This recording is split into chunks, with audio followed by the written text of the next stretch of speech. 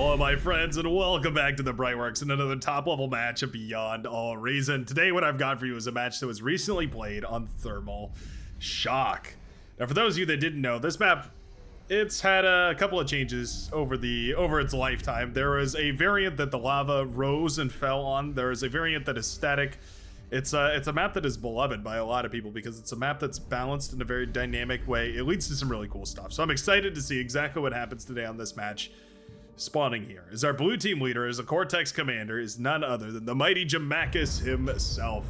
Going to be spawning not on the back line, basically the front line. Yeah, this map is very strange because the front line is kind of this curve of players as opposed to, you know, just like this curve or this curve. It's kind of all of them are the frontliners here. Basically, the back line is going to be a Pirate Man, Palladium, and MVP. So Jamak up on the front line here, going to be contesting this geothermal spot right here in the middle of the map and showing us exactly what he's got. All the way on the other side of the map, the man with the name, very, very translation unfriendly, goes by the name of Reetsweet here. Gonna be spawning also as a Cortex commander. Spawning as a Cortex commander right on the same front lines. Not the same position mirrored up against the blue commander here, but very, very similar. Gonna be fighting for this lane of control, and then you have a weird option because you can either go north or you can go south here, whichever option you feel most comfortable contesting. Wouldn't surprise me if maybe putting a little extra pressure on Jamak wouldn't be the worst idea, but of course also contesting this geothermal up north here is going to be quite valuable as well. There's also these cool little island areas over here that are enclosed by the lava. Should be good fun to see exactly what happens here.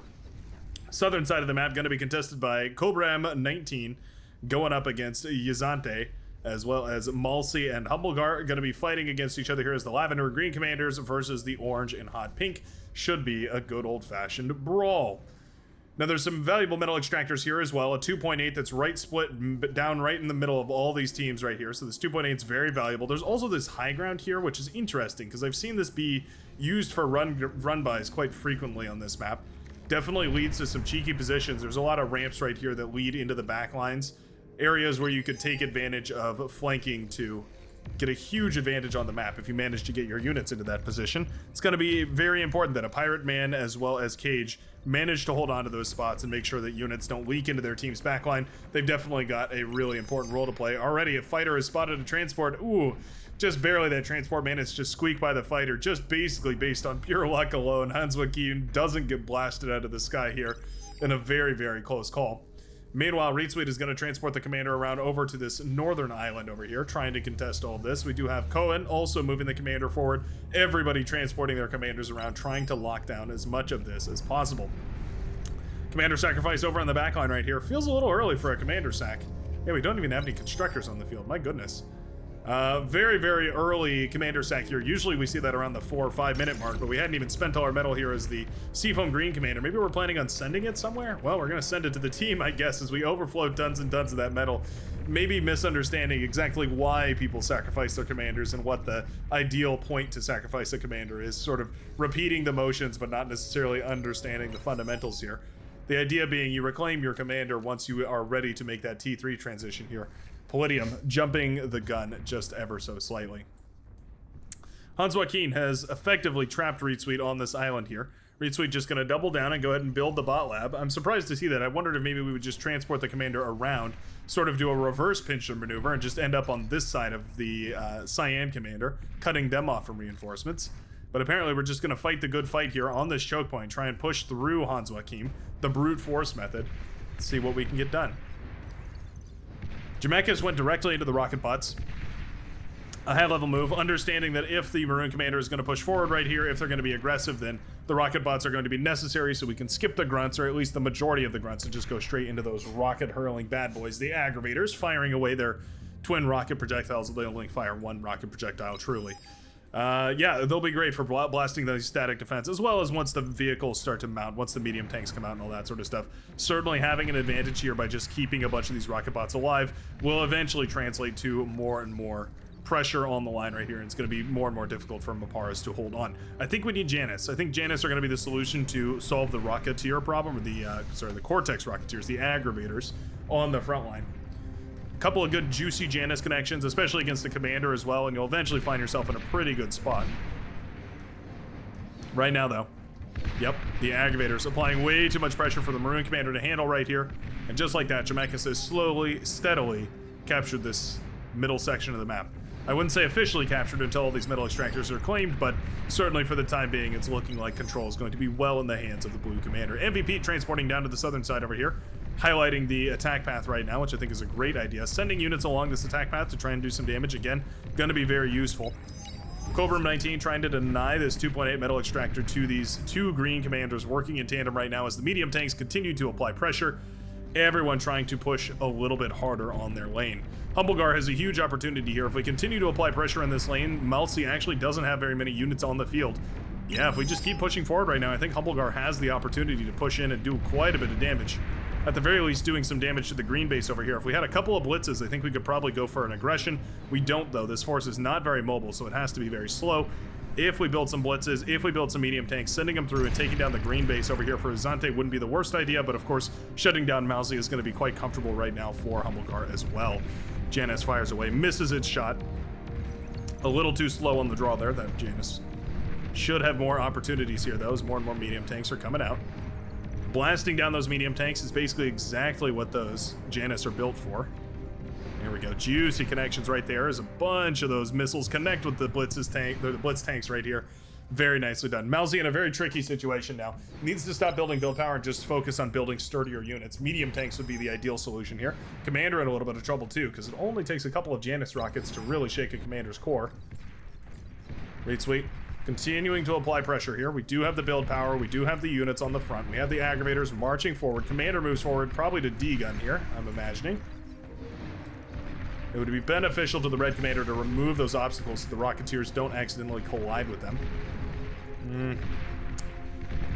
Yeah, it feels like the aggravators are having a hard time right here. The closer they get, the more those walls are going to be a problem, so pushing past them is going to be difficult. Reed Sweet in desperate need of those obstacles cleared off the map right here. Won't even mind an attack command just to start blasting apart at them. Ah, those thugs so nicely tucked behind that fortification right there.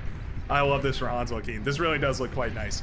Maybe setting up a couple of twin guards or maybe even a heavy laser tower wouldn't be the end of the world. Yeah, a heavy laser tower right about here just to deny these from pushing too far forward would be really, really nice. They can't go left, they can't go right. It's a perfect choke point. I think that's exactly what Hans Joachim should start investing in. We could always put down more walls here as well in case we wanted to.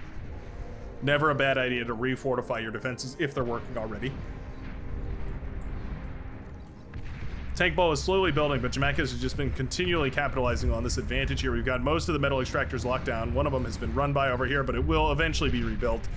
3 out of the 4 is pretty good, and I expect to see this geothermal coming up shortly here. Actually overflowing energy right now.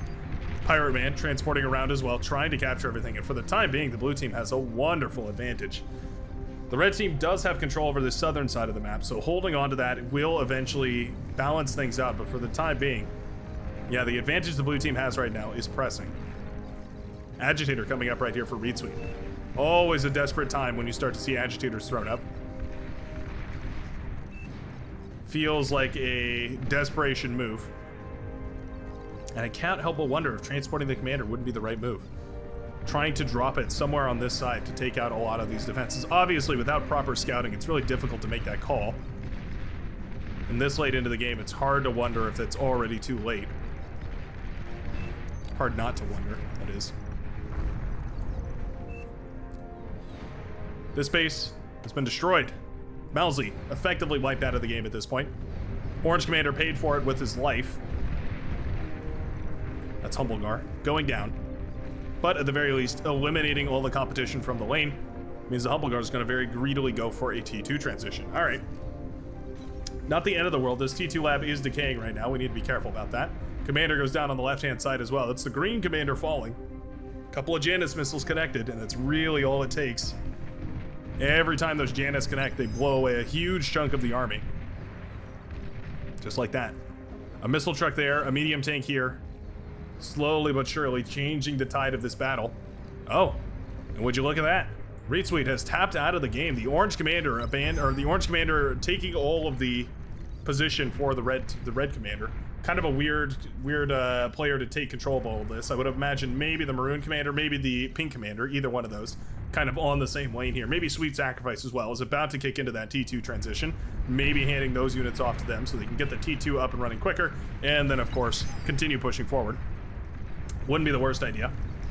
Either way, losing a commander this early into the game definitely hurts. It's a lot of APM down the drain.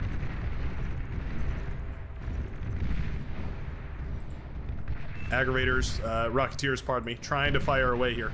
Gauntlet has been set up by Cohen, trying to hold on. Agitator set up here by Jamakis, using that metal advantage to build a static defensive turret. Don't mind it here because we've invested so much, but I gotta say, if it doesn't get much value, it is a lot of metal to put out on the battlefield. Man, these Janus have continued to get so much value over here, though. Yeah. Janus definitely the star of the show over on the left-hand side. Cobra 19 certainly happy with the way that those have worked out. MVP in a little bit of trouble here as there are aggravators and grunts over here. Goblins, the Legion spam unit. Just finished casting a Legion game. That was fun. It should be no surprise to anybody who's a fan of the Brightworks here. I'm a big fan of Legion. I am excited for when they hit the fields. I think they're going to be monumental to this game's success. Monumentally helpful, maybe. Better phrase there. Thugs marching forward right now. And what are we going to do about it? Yeah, the orange commander is already preoccupied with a front line of their own. Having to deal with two front lines at the same time, let alone split up by a vast distance on the map, is always tricky. This lab was just set to spam out grunts, and they spammed directly into the hands of the Cyan commander, Hans Joachim here. The Hans of Hans Joachim here. Was that a bad joke? That was a pretty bad joke, wasn't it? Thugs marching into the base. How will we address this? More news at 9. Medium tanks continuing to ravage the front lines here. Purple commander falls. Definitely a nice little deposit of metal onto the front lines. My goodness, those Janus missiles. We're up to so many Janus now. Yeah, those Janus have grown to such sufficient numbers that it really does become a threat for any commander marching forward now. Well, okay. When they connect their shots anyways.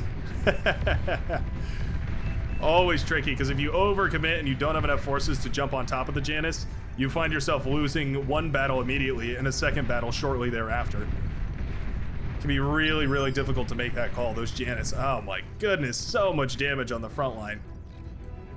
Brilliantly done right here by the Hot Pink Commander. It's a simple strategy, but extremely effective. Newsflash update.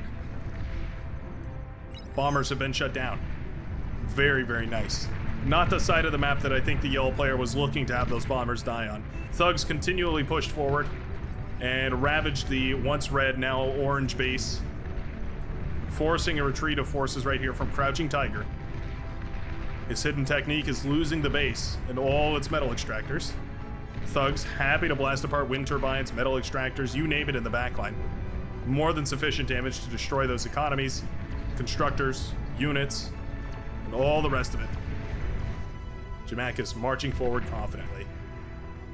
Ready to take on the day, one commander at a time. Lightning turret happy to blast away as well.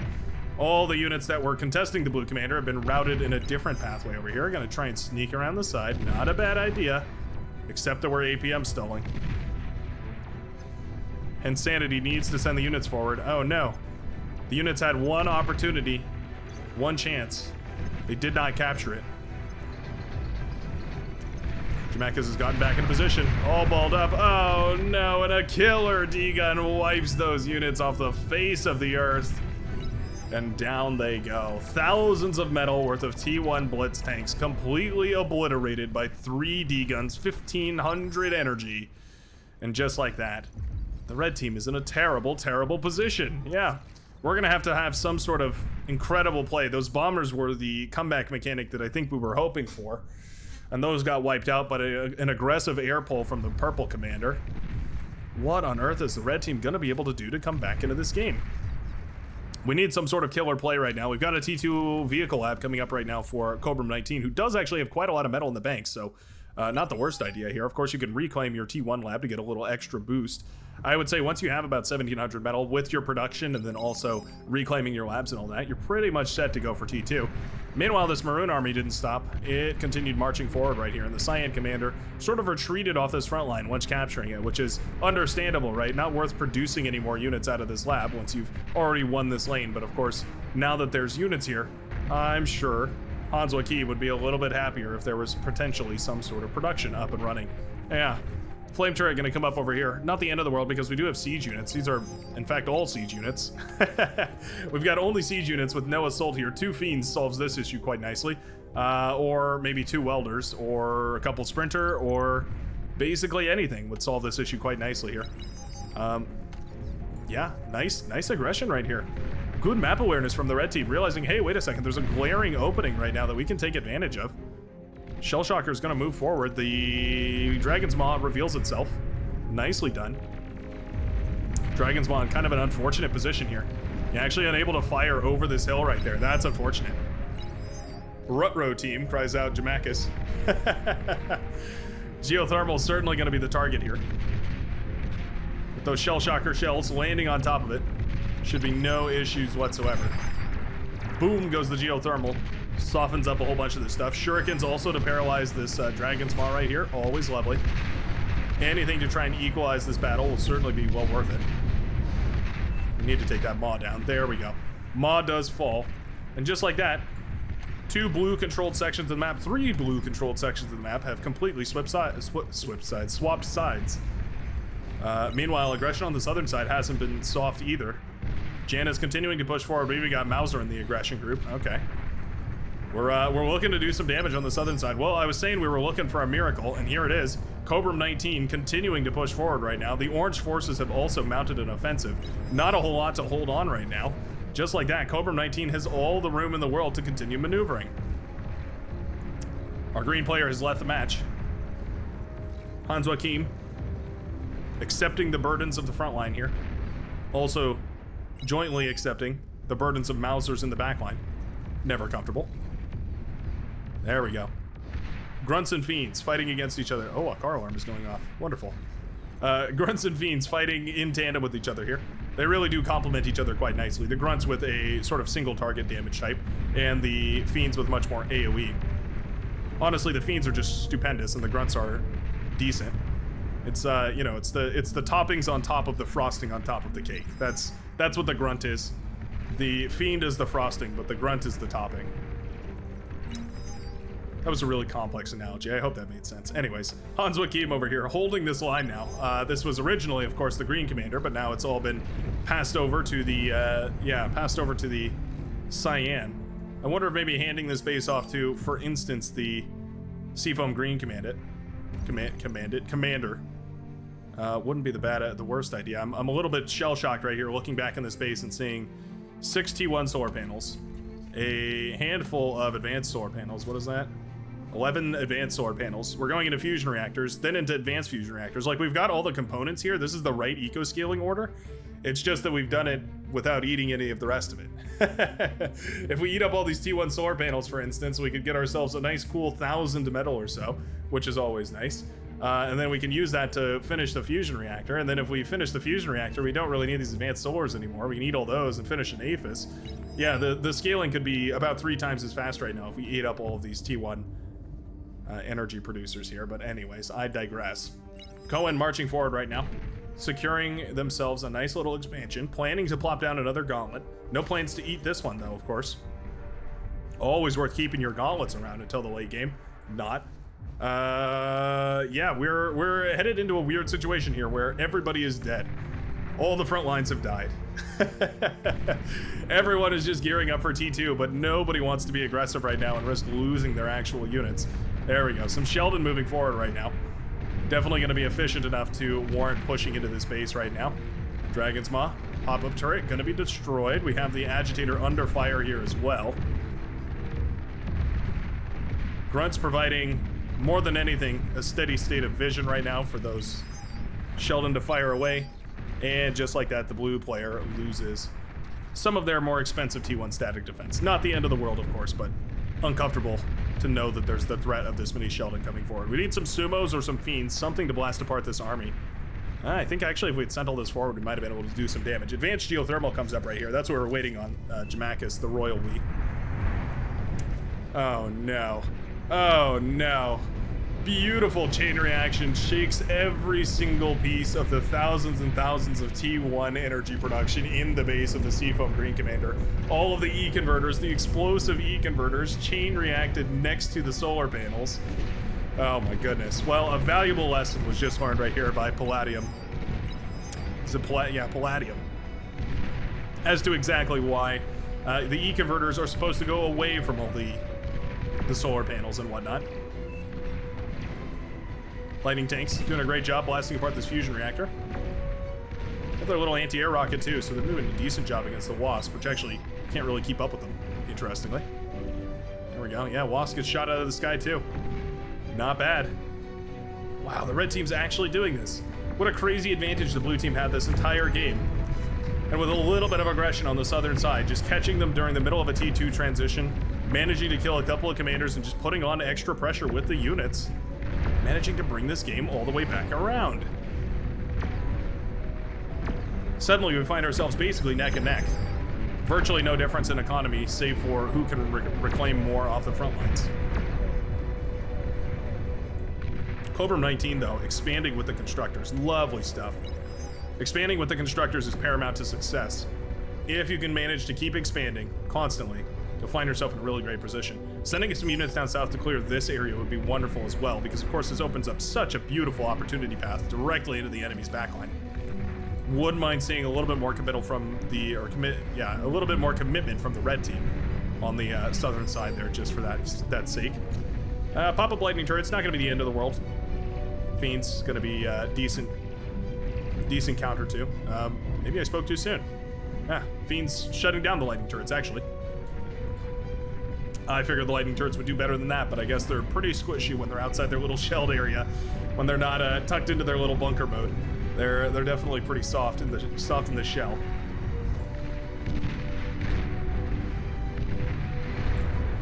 A Persecutor has replaced the Agitator that once lived here.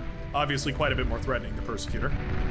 Capable of much more violent acts at longer ranges and at higher speeds. Better in all regards. T1 static defense still failing Cohen. However, we're still T1 up here, which is strange. We are, yeah, going for T2 metal extractors, going for T1 units. At the very least, the Pink Commander is spending all the metal. A lot of it is spent on T1 solar panels and gauntlets, but at the very least, we're spending it. I guess to their credit, spending the metal is better than not spending the metal. More lightning tanks moving forward. More than sufficient lightning tanks to blast through basically everything over here. It's also an underrated aspect of the lightning tank is the fact that they can tear apart enemy air walls while they're underneath them. Not something we think about all too often, but yeah, if you manage to get a run by of lightning tanks underneath the enemy air wall, you can certainly thin out the numbers quite nicely. Starlight's here blasting into the smithereens quite nicely though. Sumo's also waddling their way out of the labs right here, trying to find their way into position. I think we need to just establish a line of Sumos across this area and start pushing forward.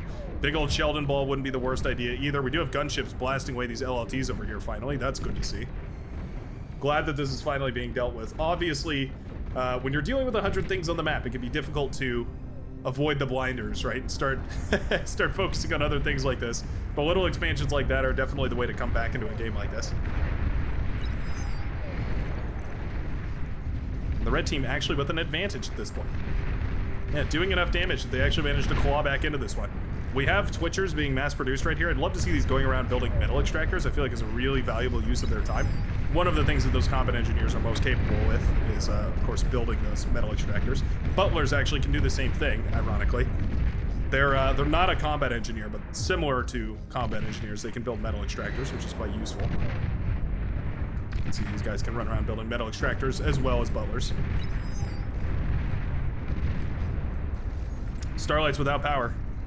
Yeah, Cohen essentially without any E-scaling in the backline. We have a bunch of wind turbines, but basically nothing else. Starlights are great, but only if you can shoot them. Sumos are also great, but only if you can shoot them. This whole army is energy dependent, and the red team just doesn't have it. Oh, man. All of this army would have traded out probably twice as efficiently right here if we had actually had the energy to fire all the guns. But we just simply did not. Pitbull firing away at whatever he can right now. Mr. Worldwide trying to save the day over here for the Orange Commander.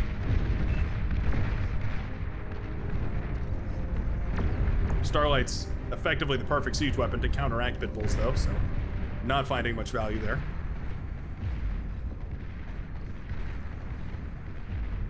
Shield generator started up on the front. Interesting. Going to try and put a bubble shield around all this. We have the Cerberus cannon firing away over here. Not actually threatening the Maroon base right now, as, yeah, can't really reach those units. It is scary, though, and I can understand going for the shield generator.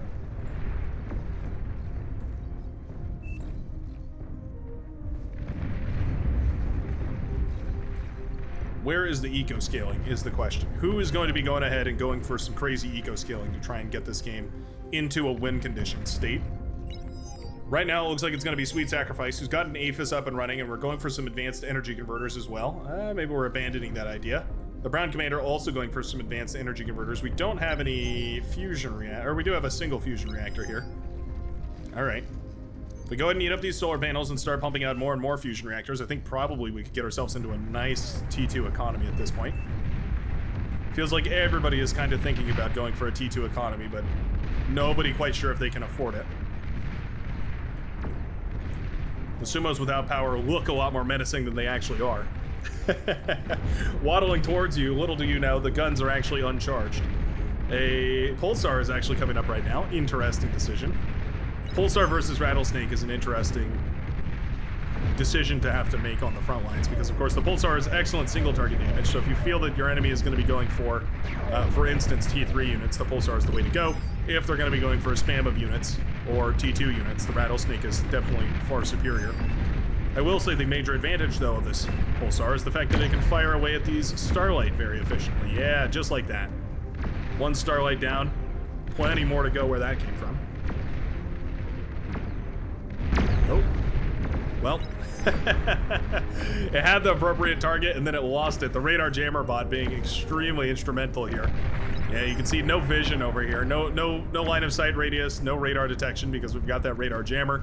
Means that the Starlight will slowly but surely begin pushing back on this side. Meanwhile, this side is opened up, the left-hand side, by Sweet Sacrifice. Has clawed open this area and is going to start sending units through. If we send some fighters in that direction, we might be able to clean a lot of it up. We are parking fighters over here. Not the end of the world. Crouching Tiger. Still building T1. We have the T2 lab. We are stockpiling metal right now. Curious to see what decision we're going to go for there. Nobody daring to push through the middle of this map again. A little bit of a shame. Feels like certainly claiming these geothermals would be well worth it, but apparently the red team disagreeing.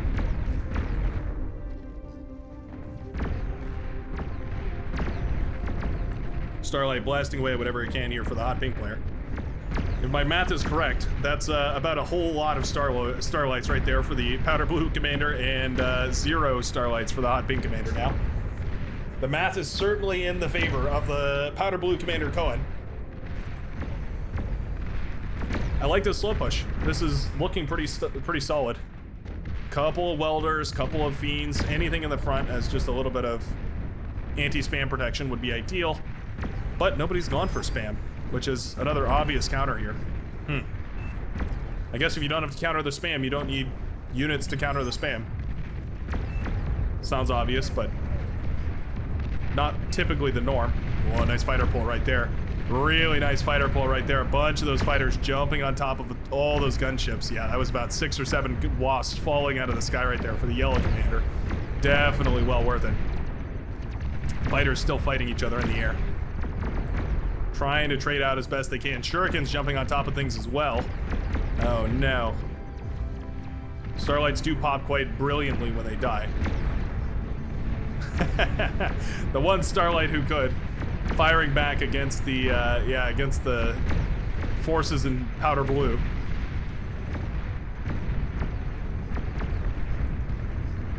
will say, Starlight Battle's quite cinematic. Yeah. Very, very beautiful, if nothing else.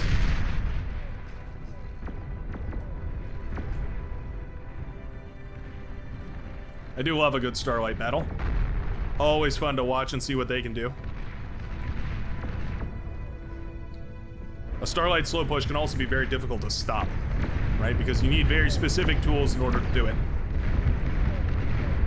What happened to our Starlights, cries Jamakis. I think I agree. Looking back at that, strange to see all those Starlights suddenly gone. But one by one, they were picked off by the Starlights here in hot pink. Persecutor up on the high ground here, blasting away whatever he can as well. We desperately need some sort of spam right now to provide line of sight vision for everything over here. That or maybe some air units, some air scouts could be quite valuable here too. Meanwhile, a bunch of amphibious units are moving forward. Now, as much as I appreciate the amphibious units, I have to warn you, the water on this map is quite difficult to swim through. Really tremendously difficult to swim through. Not certain that amphibious units are going to be the move here. I will say at the very least they are EMP resistant, so that's always nice, but we've remembered to include flak, so shuriken shouldn't really be a problem. They have a little bit of anti-air, but we've remembered to include flak, so anti-air shouldn't really be a problem. So I guess my only question is, why did we go for turtles here? It could very well be a stylistic choice. Maybe. We might just favor the turtle because it looks funny.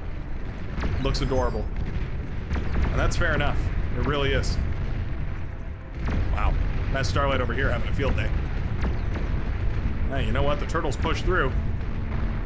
With their overwhelming numbers and their crawling pace, they managed to push through directly into the face of these Starlights over here. Yeah, the Starlight's kind of out of position, I want to say. Feels like if they were spread out a little bit more, they wouldn't have chain reacted so violently. They might have survived a little bit longer. Turtle being lasered down by 5 different LLTs, but it won't matter. Just like that, Cohen's frontline forces have fallen. Welders blasting apart the LLTs that survived over here. Ticks that are remaining, trying to gum up the defenses as well. And just like that, this front line has been ravaged for the Powder Blue Commander. Gonna be forced to try and rebuild over on that side. I think the split attention here came at a significant cost, because a lot of that engagement was not microed, probably to the standard that Cohen was hoping for. Hounds causing a little bit of trouble here as well. Bulls, pit bulls, pardon me. Pretty good for dealing with it, actually. Commander falls. And with it, so too do those pit bull, though. Took down a significant number of these hounds right here, but suffice it to say, these are still going to be able to cause some problems. Air Commander is on top of it right now. That's going to be Cage Coat moving the Hornets into position.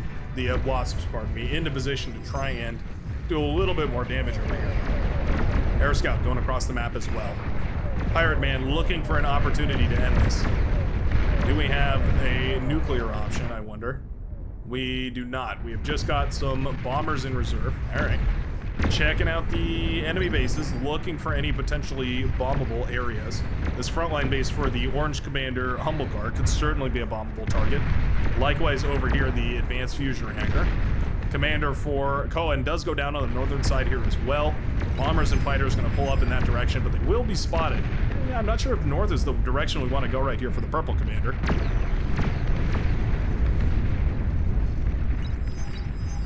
Definitely becoming tricky. Fighters pulled in different directions. There we go. Some fighters on the southern side. A little bit of a misdirection. Trying to send the fighters in from one direction and then also from another, just so we can try and maybe pull some units in different directions here. A couple of bombers make it through. It only takes a few of these heavy bombers to actually do some serious damage. Flak turrets will start firing away. Bombers shot down. Nicely done. Bombers shot out of the sky before the fighters have a chance to protect them. Well, not that the fighters could have protected them from the ground-based anti-air here. Nicely done by Cage Coat.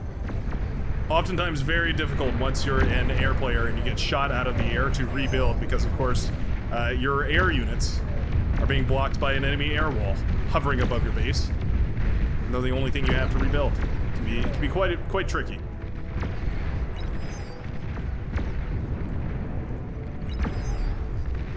Tactical missiles launched. Up and away it goes. continually barraging the base right here of the Orange Commander. Boom! Go the fusion reactors of our Orange Commander Humblegar. Nice move right there from our Cortex Commander in blue. Earning themselves a gold star is Jamaica's firing away with those tactical missile launchers. Boy, are those things annoying. Losing your entire base to a missile.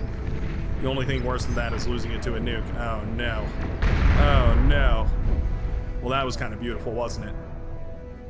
A hilarious chain reaction right there as tons and tons of starlights were just balled up and they all exploded. Here, actually, I can show you right here. If I hold spacebar and X, that's the explosive radius of one of these starlights. You can see it's ginormous.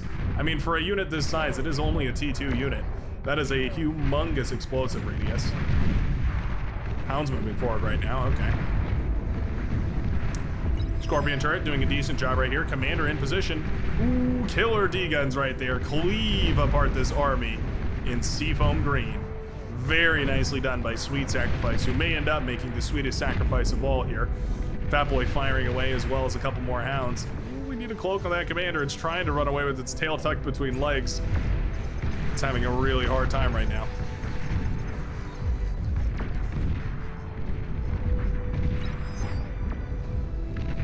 Just barely. Oh, Commander will be found. Commander on the left-hand side does go down. That's very, very nice. Tan Commander falls over here on the left-hand side to the cyan. And Seafoam Green Force is pushing forward right there. That lone fiend, that hero in the night, detected the Commander and allowed it to be shot at. More turtles coming up. My goodness, the turtle investment is so strange, but you know what? It's kind of working. Yeah. Far be it for me to deny it if it's working. And the turtles definitely seem to be doing something? Hard for me to say. The Gauss cannons, I mean, they're not as good. They're basically the same power as a bull, it feels like. Maybe a little bit worse than a bull. They move a little bit slower. Is the amphibiosity really worth that much? Well, I don't know. They are cheap. 750 metal is basically nothing. Compared to a Tiger tank, I believe, is roughly equivalent in price. I guess you're getting a pretty good deal for 750 metal, but man, feels very strange to root for turtles on a map where the water is quite literally lava. T2 units moving into the base over here. Welders, you know I love them. Their little backpacks and their little zap gun. Their repurposed industrial welding equipment being used as a frontline thing. Look, they put it away when they're not using it. Isn't that just lovely? Isn't that just adorable? It's not built into their arm. This is just their job. That's just a tool that they were holding when they got conscripted.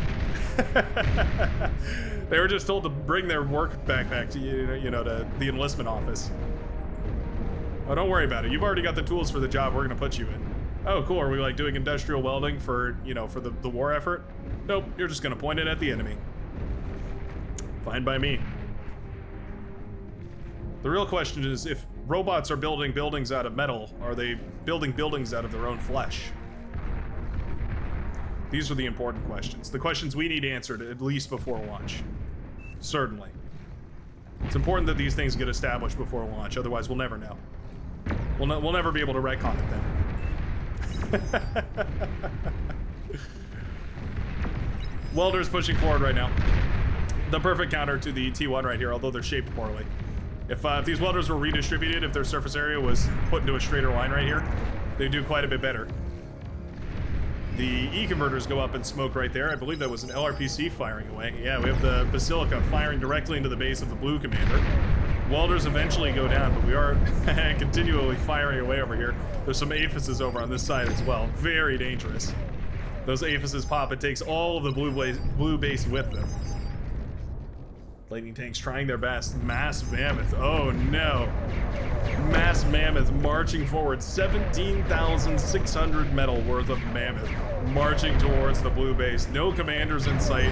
Nothing efficient to D-gun with. Is this the last commander? Oh, it is the last commander. The blue team's last commander is Jamaica's, retreating for full force right now. Mammoth's trying to blast away the air units there. Well, there you go. There you go. Heavy bombers to seal the deal. Doing so much damage to these mammoths marching forward. There we go. T2 fighters are pulled to try and shut this down.